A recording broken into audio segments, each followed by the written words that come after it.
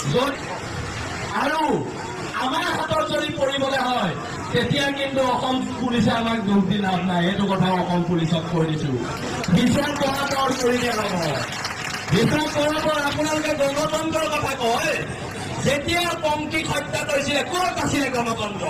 যেতিয়া জোন নদীক হত্যা কৰিছিলে ক'ত আছিলে গণতন্ত্ৰ? আপোনালোকে গণতন্ত্ৰৰ কথা কৈ কৈ আমাৰ মানুহবোৰ মাৰিব আৰু আমি এটা গোচৰ লগাই দিলে আপোনালোকে NSA লগাই আমাক জেললৈ দিয়ে। এনেকুৱা গোচৰ আগতেও লগাইছো, এতিয়াও লগাম। যেতিয়াই মন যায় তেতিয়াই লগাম। আকৌ কৈ দিছো নীতিকেশ দাসৰ যদি কোনোবা পৰিয়ালবৰ্গই শুনিও আছে শুনি লওক। আপোনালোকৰ ল'ৰাক জেলৰ পৰা ওলোৱাৰ পিছত ভালকে ৰাখিব। বীৰ লাচিত সেনা হাতত কৰিলে পিঠি বহল কৰি দিয়া হ'ব। পিঠি বহল কৰি দিয়া হ'ব। এইটো কথা ৰাজহুৱাভাৱে ইয়াত ঘোষণা কৰিছো। ধন্যবাদ। জয় অসম।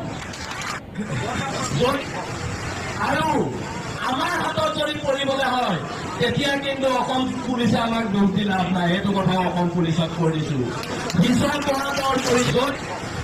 আৰু আমাৰ হাতত যদি পৰিবলৈ হয় তেতিয়া কিন্তু অসম পুলিচে আমাক দুখ দি লাভ নাই। এইটো কথা অসম পুলিচক কৈ দিছো। বিশ্বাস কৰাৰ কৰি দিয়া হ'ব। বিশ্বাস কৰাৰ আপোনালোকে গণতন্ত্ৰৰ কথা কয়। যেতিয়া পংকীক হত্যা কৰিছিলে ক'ত আছিলে গণতন্ত্ৰ? যেতিয়া জোন নদীক হত্যা কৰিছিলে ক'ত আছিলে গণতন্ত্ৰ?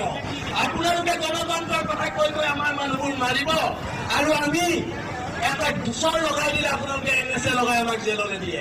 এনেকুৱা গোচৰ আগতেও লগাইছো, এতিয়াও লগাম। যেতিয়াই মন যায় তেতিয়াই লগাম। আকৌ কৈ দিছো নীতিকেশ দাসৰ যদি কোনোবা পৰিয়ালবৰ্গই শুনিও আছে শুনি লওক। আপোনালোকৰ ল'ৰাক জেলৰ পৰা ওলোৱাৰ পিছত ভালকে ৰাখিব। বীৰ লাচিত সেনা হাতত কৰিলে পিঠি বহল কৰি দিয়া হ'ব। পিঠি বহল কৰি দিয়া হ'ব। এইটো কথা ৰাজহুৱাভাৱে ইয়াত ঘোষণা কৰিছো। ধন্যবাদ। জয় অসম। আৰু আমাৰ হাতত যদি পৰিবলৈ হয় তেতিয়া কিন্তু অসম পুলিচে আমাক দুখ দি লাভ নাই। এইটো কথা অসম পুলিচক কৈ দিছো। বিশ্বাস কৰাৰ কৰিছো। আৰু আমাৰ হাতত যদি পৰিবলৈ হয় তেতিয়া কিন্তু অসম পুলিচে আমাক দুখ দি লাভ নাই। এইটো কথা অসম পুলিচক কৈ দিছো। বিশ্বাস কৰাৰ কৰি দিয়া হ'ব। বিশ্বাস কৰাৰ আপোনালোকে গণতন্ত্ৰৰ কথা কয়। যেতিয়া পংকীক হত্যা কৰিছিলে ক'ত আছিলে গণতন্ত্ৰ? যেতিয়া জোন নদীক হত্যা কৰিছিলে ক'ত আছিলে গণতন্ত্ৰ?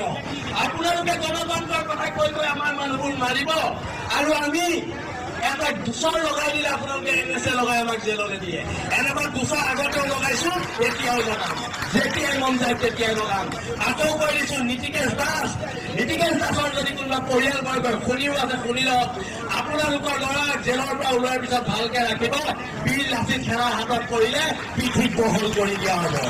পিঠি বহল কৰি দিয়া হ'ব। এইটো কথা ৰাজহুৱাভাৱে ইয়াত ঘোষণা কৰিছো। ধন্যবাদ। জয় অসম। আৰু আমাৰ হাতত যদি পৰিবলৈ হয় তেতিয়া কিন্তু অসম পুলিচে আমাক দুখ দি লাভ নাই। এইটো কথা অসম পুলিচক কৈ দিছো। বিশ্বাস কৰাৰ